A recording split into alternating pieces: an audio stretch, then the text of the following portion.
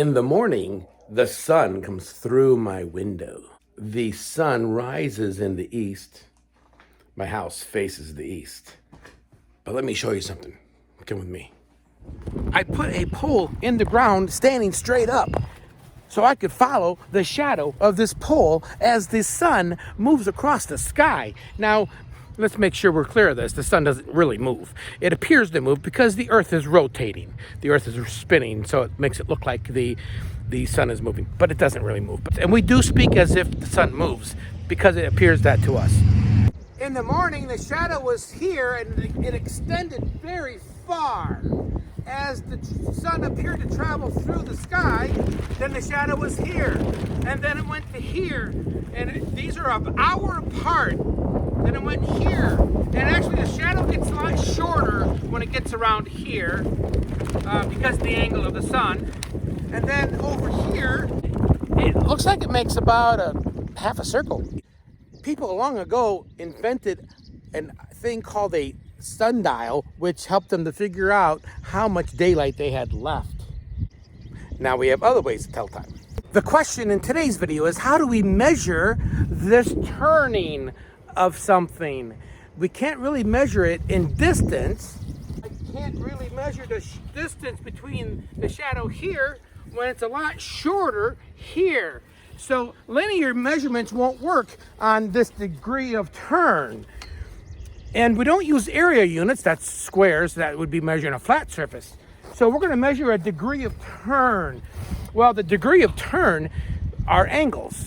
And if we turn all the way around, we make a complete circle. So angles are in circles. So it's good to know about circles, and there's so much to learn about circles. Today, I'm just going to talk about how we measure angles that are parts of circles. But circles are all over. I mean, look at this. When we know about circles, we can figure out what size tires go on cars because they're a circle. How big this balloon is, what do you think? The distance across this gazebo, because it's a circle. The size of these tomatoes. Or if you want to measure the distance of this pool, because a pool is just a circle that's tall. Buttons on shirts are round.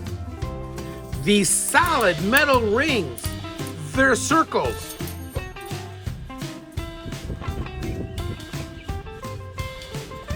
The distance around this tree, it's a circle.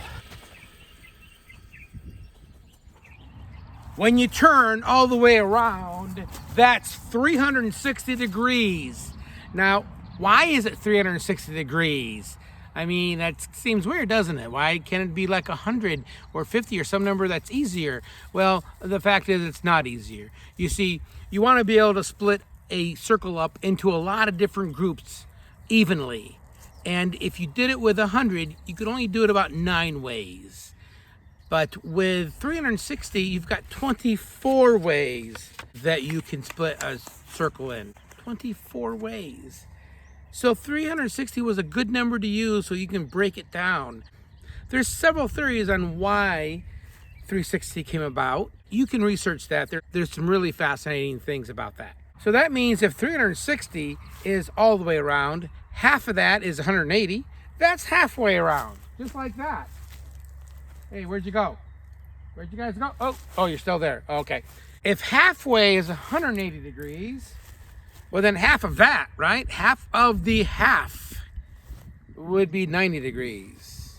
So you can easily split 360 into 2 groups, 3 groups, 4 groups, 5 groups, 6 groups, 8 groups, 9 groups, 10 groups, 12 groups, 15. I don't know, there's 24 ways. So that's why 360 was used. I'm going to show you a really cool and easy way to make a circle. Then I'll show you something really neat about the circle. Start by getting a sheet of paper and making a dot in about the center of the circle. Take a crayon or something that would go from the dot and won't go past the paper. The other side of the crayon, make a dot. Move the crayon, keeping it at the dot in the center. Make another dot at the end of the crayon. And just keep doing this all the way around, and you will end up making the circumference of a circle. The circumference is the outside part of the circle, around the edge. If it were a rectangle, we call it a perimeter. When it's a circle, we call it a circumference. So the circumference is the perimeter of a circle. So if you do this all the way around, the more dots you put in here, the better the circle's going to be. Then we will connect the dots. As I keep my hand in the center of the circle as I connect the dots with a arc, a little bit of a curved line like this, and you will have a circle. All right, there is our circle. Now here's the really cool part you can do. Take your crayon, where you originally had your first two dots, and make a line. You could just kind of freehand it if you want, but I wanted to make it look nice. Take the crayon to the dot at the top of the circle and match the other end of the crayon so it is at the circumference. Make a little dot there.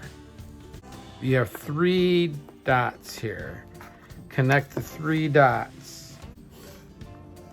And you have made a triangle.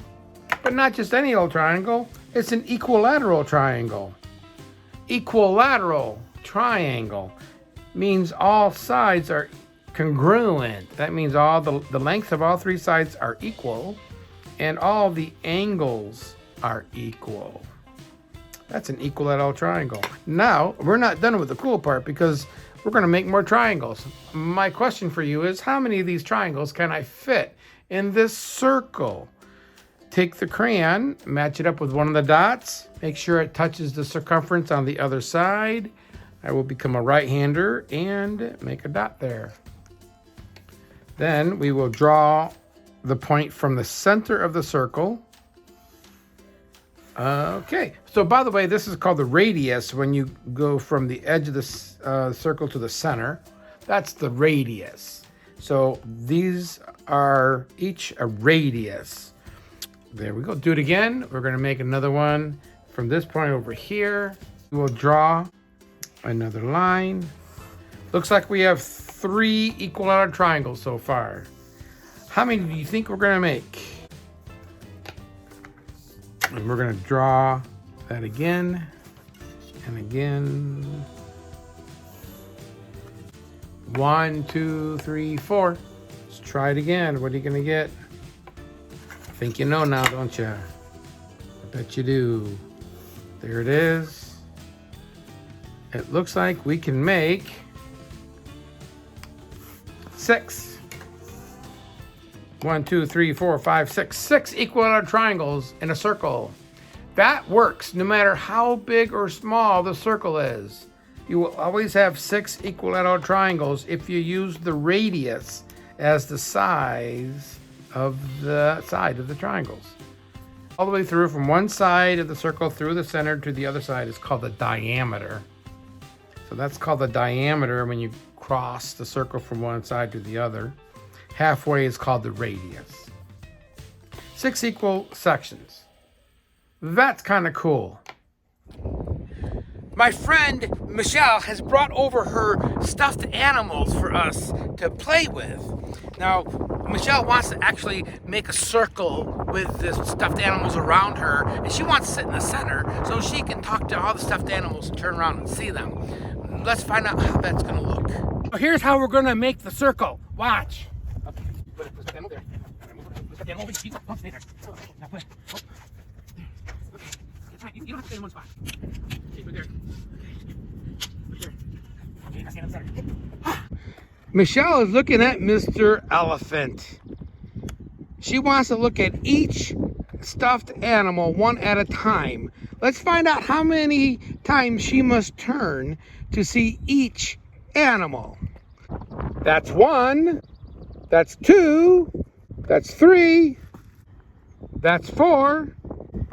That's 5. 6. It takes 6 times to turn around each spot 6 equal distances around the circle.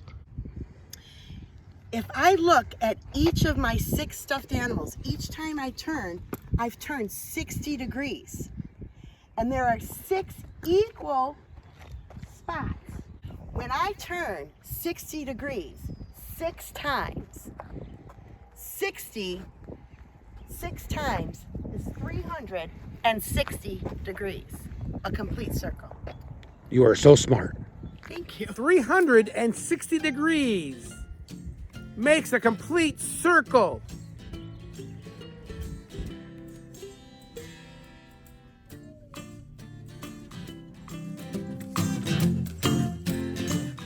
"180 degrees.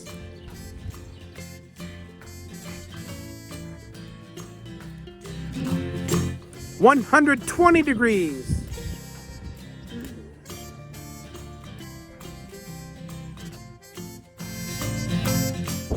"90 degrees makes an L. A perfect L is 90.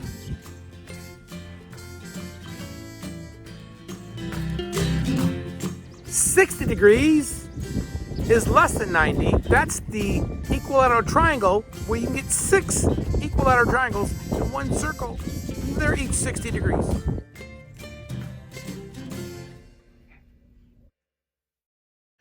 There are many tools used to measure angles. One is a protractor. I am not going to go into detail on how to use this in this video since I will run out of time.